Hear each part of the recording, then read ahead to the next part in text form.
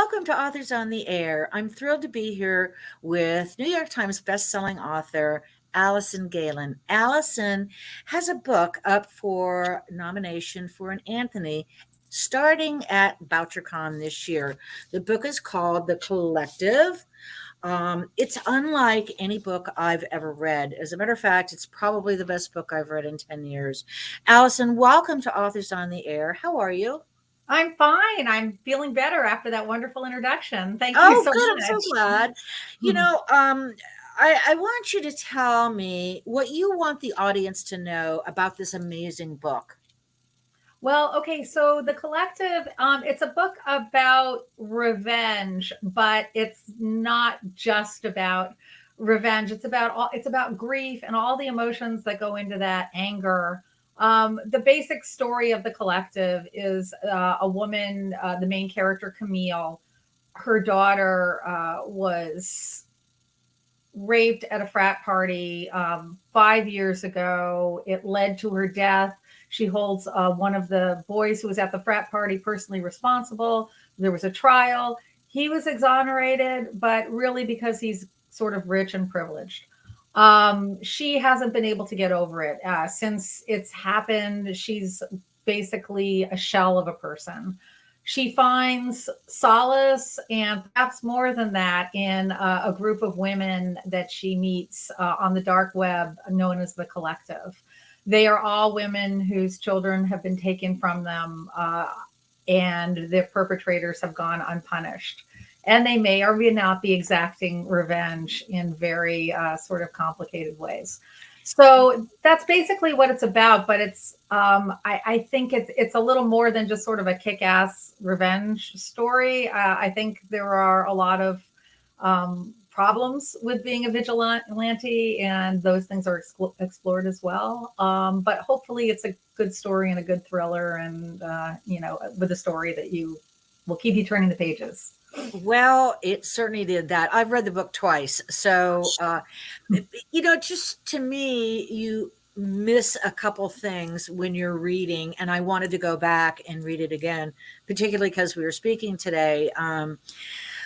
I I've always wondered why so many, particularly women, but some men too, are don't seek revenge. They're always victimized in some way or the other. It may be as survivors like Camille is, it may be as victims. So this, and your subtitle on this, no killer goes unpunished, which to me was perfect. Having been a victim of a violent crime myself, I understand what it's like to want to seek to be avenged or revenge on that person. I'm always curious where writers get their inspiration from. And it's my understanding that you are kind of a pop culture junkie, but also a news junkie. Was there any one particular story that motivated you or inspired you to write this book? Well, there were several stories. I found more and more often I was seeing stories in the news where either a perpetrator of a crime wasn't found, or they got a very light sentence, and it was usually because of privilege or whatever. And Right. my thoughts and my emotions always went to the parents of the victim, and I, of course, being a mother myself, thought, well, what would I do if I were in that situation? And, my first thought is just complete rage and anger, and how would you ever get over that rage? So it was that idea that I wanted to explore. There were so many cases like that in the news when I was sort of coming up with an idea, that it was just kind of in the ethos. There was I think the Gabby Petito case was happening around then too, and also the young man who just raped that girl at the university, the swimmer, and now Right. I'm drawing a blank on his No, name. no, I know who you're talking about. Yeah, I know the case where he yeah, got his hand slapped. yes, And pretty the much. and the judge said, "I didn't wanna ruin this poor kid's life," and I'm thinking, Exactly. I exactly. love, And I mean, yeah, just being a viewer of that happening, and you know, a mother of a girl around that age, sure. I just felt so much rage as a complete stranger. So I could only imagine how Right. a parent might feel. So that's really what went into it. It was a lot of those stories, a lot of those news stories for whatever reason. Sure. I And yeah, understand that. But I want to ask you, how many books have you completed now? Have you had published? I've had 12 books published at this point. Yeah. Um, when you first started writing, were you excited?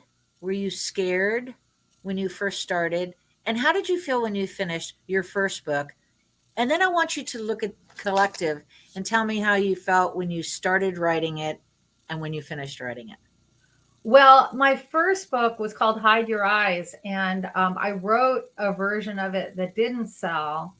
And then but I got some really good rejection letters that I seemed to, you know, all seemed to say the same thing, which was that the characters were interesting, but the plot wasn't there. So Okay. I went and I read a whole bunch of mysteries, and, you know, life went on. And 5 years later, I came out with a rewrite of this book, found myself an agent, Deborah Schneider, who's my agent to this day. She sold the book. Um, Finishing that rewrite, I don't know how terribly confident I was, but I felt like it sounded more like a mystery than my first draft a million years ago. And I felt like, okay, it feels like a real book. So I felt good. I don't know whether you ever necessarily feel like you're finished, but I do know that when Deborah called and said that I had a 2 book deal, it was shock and a little bit of fear.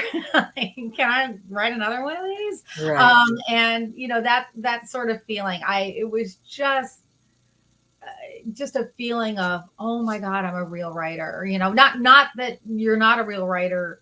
As long as you're writing, you're a real writer. You're a real writer, right? Yeah, What a but I published really, author. It's yeah, just it's exciting. overjoyed. Um, And yeah, and then I guess with the collective, it was, you know, it's sort of the same thing. I always have this amazing feeling when I get done with the first draft of a book, and it lasts maybe 3 days, where it's like, this is it. Then I think, oh my God, I didn't do this right. I didn't do this. So then, you know, time for those revisions. has there ever been a time